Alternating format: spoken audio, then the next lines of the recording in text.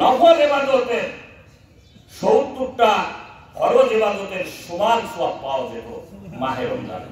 সুবহানাল্লাহ। একটা ফরজ আদায় করলে 70টা ফরজের সমান সওয়াব আল্লাহ আমাদের নামায়ে আমলে দিতেন। জান্নাতের সকল দরজা খোলা ছিল, জাহান্নামের দরজাগুলি বন্ধ ছিল।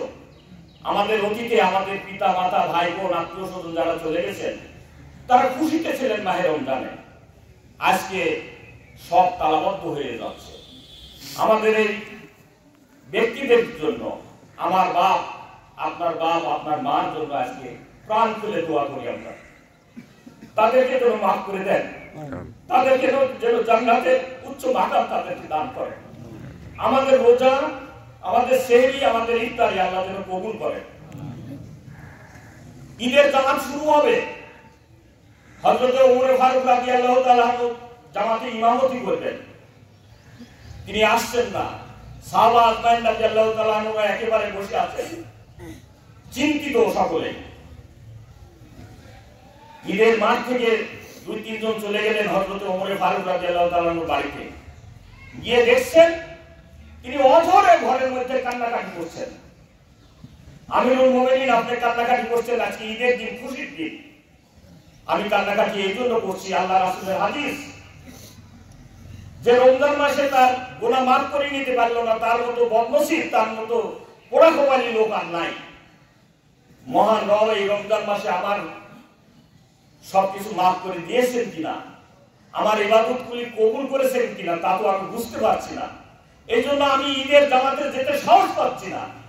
এই জন্য আল্লাহর কাছে কান্নাকাটি করছি।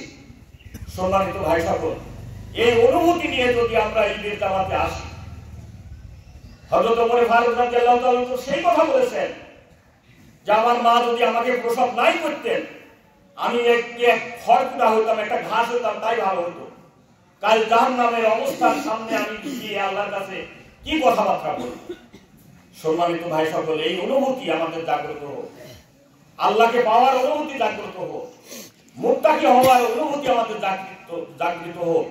আমাদের জীবন যাতে পরিচালিত হয় রোজার এই শিক্ষা নিয়ে, সারা জীবন যাতে চলতে পারি, আল্লাহ সে তৌফিক আমাদের এনায়েত করুন। সম্মানিত ভাই সকল, আল্লাহ আমাদের কবুল করুন, আমাদের রোজা কবুল করুন, আমাদের ইফতারি, সেহরি, তারাবি সবকিছু কবুল করুন। আজকে এই ঈদের জামাত আল্লাহ কবুল করুন।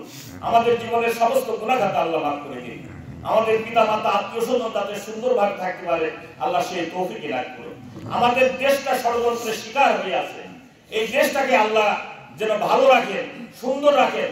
আমাদের স্বাধীনতা এবং সার্বভৌমত্ব যেন অক্ষুণ্ণ থাকে, আল্লাহ সেই ব্যবস্থা করে দেন। ওয়া মা আলাইনা ইল্লাল বালাগ। আসসালামু আলাইকুম ওয়া রাহমাতুল্লাহ।